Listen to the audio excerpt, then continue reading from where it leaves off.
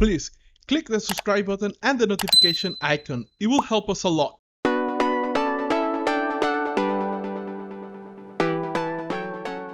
It's a good question. It's one I get pretty frequently. I would say there are probably two things that stand out. One is confidence or lack of confidence.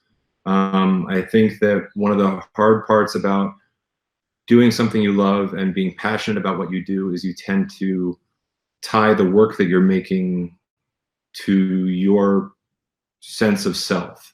And what tends to happen is that when you put that work out into the world, you can sometimes feel a little bit exposed.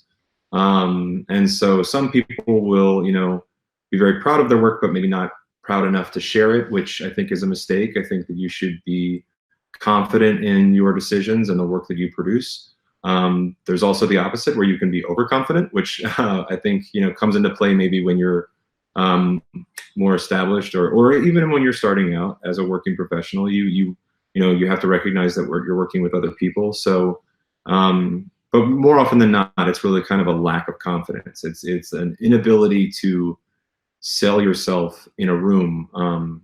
Your work could be amazing, but you don't. You tend to hide behind it, which is something that I see, which is understandable, but also something that I think people who want to be creative professionals should really think about and work on if they're not doing it very well at that moment. And the other thing is I don't know if it's specific to the age of social media or not, but the asking about what brushes do you use and what applications do you use and that kind of thing. And it overall seems to be sort of a lack of focus on the work itself. I got started working with pencil and paper.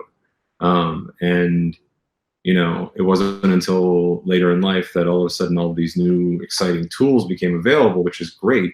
But I felt like the only reason I knew how to use them is because I had spent my time as, when I was really learning how to draw, practicing the fundamentals and, not trying to do anything flashy.